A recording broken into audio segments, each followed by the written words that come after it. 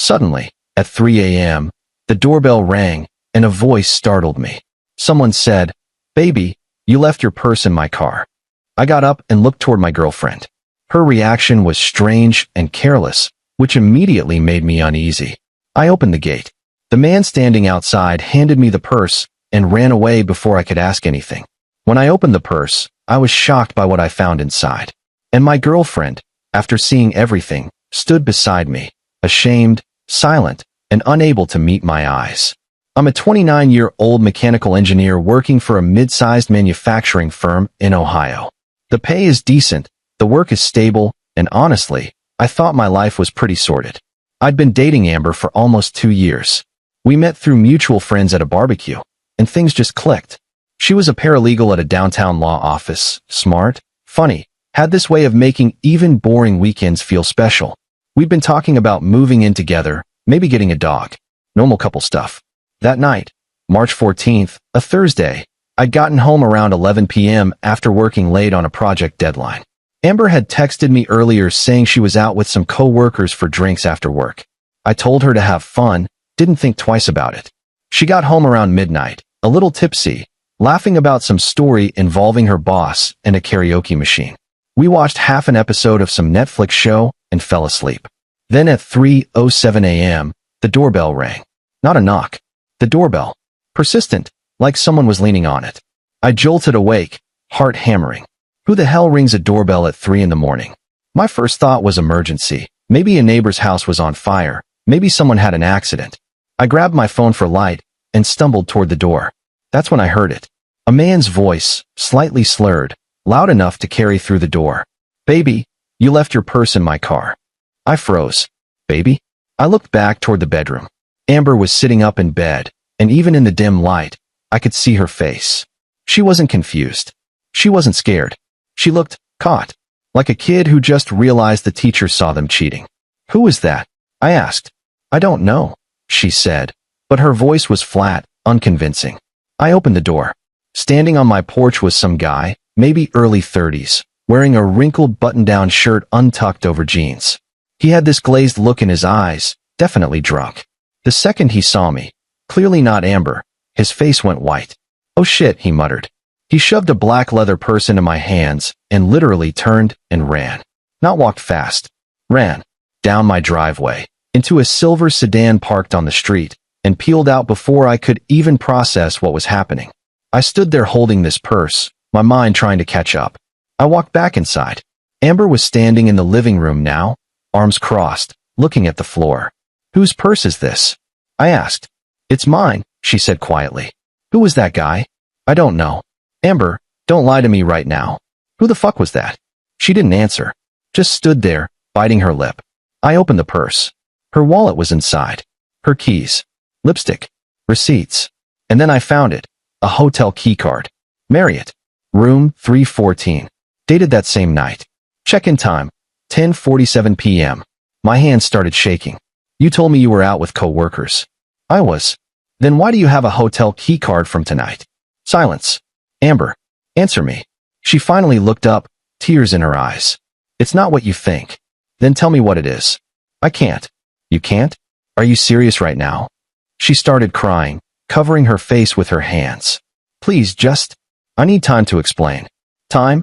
That guy just showed up at my house at 3 in the morning calling you baby. You have a hotel room keycard in your purse. What exactly do you need time for?" She didn't respond, just kept crying. I walked past her, grabbed my jacket, and left.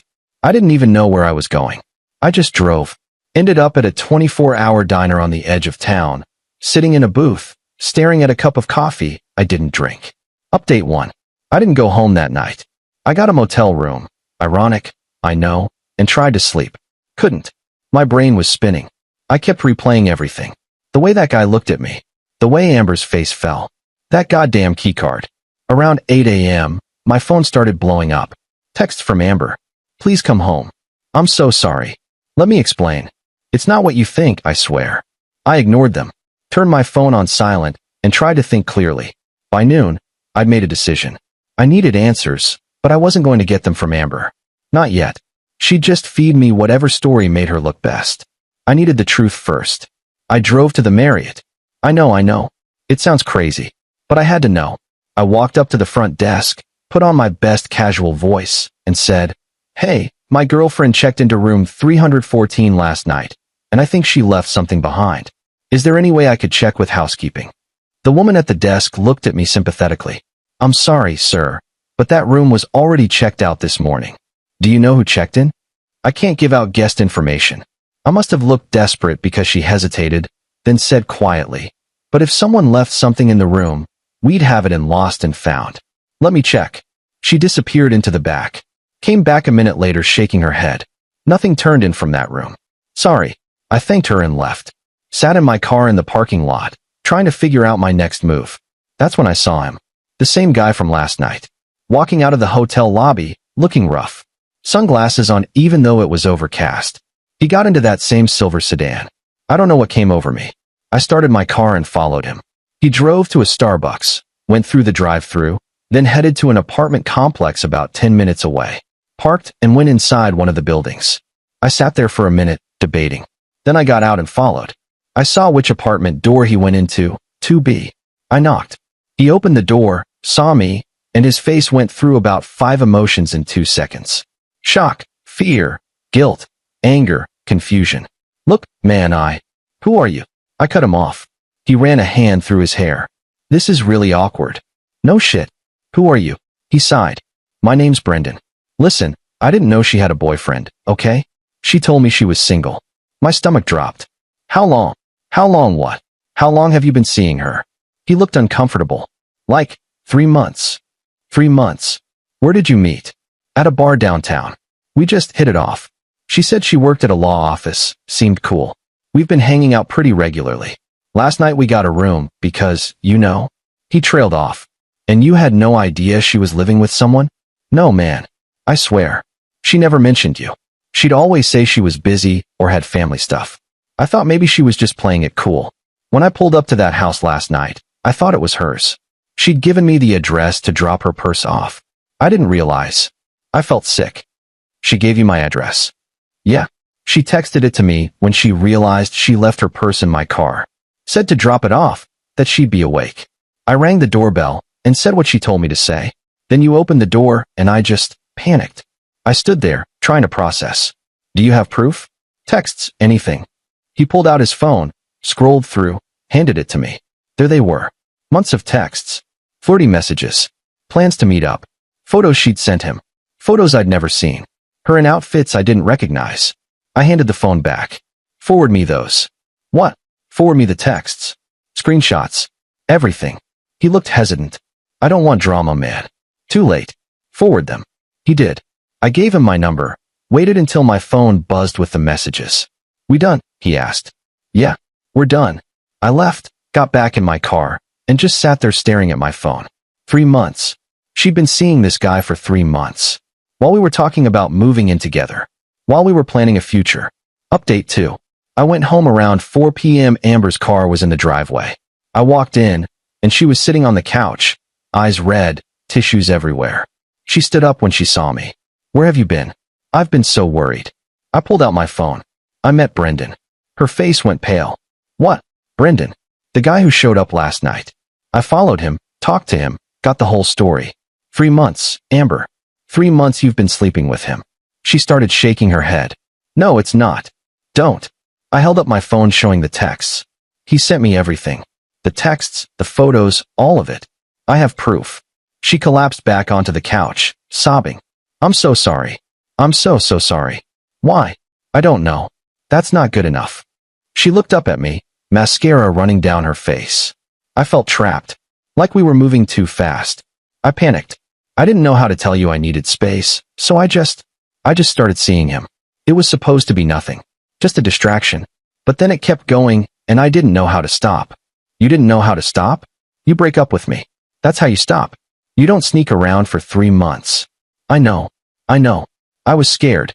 I didn't want to lose you, but I didn't know how to handle what I was feeling. So your solution was to cheat on me?" I wasn't thinking clearly. She reached for my hand. I pulled away. "Please," she begged. "Please, can we fix this? I love you. I made a horrible mistake, but I love you." I laughed. Actually laughed. "You love me?" You've been fucking another guy for 3 months. You let him drop your purse off at our house. At 3 in the morning. You gave him our address. Amber, what if I wasn't home?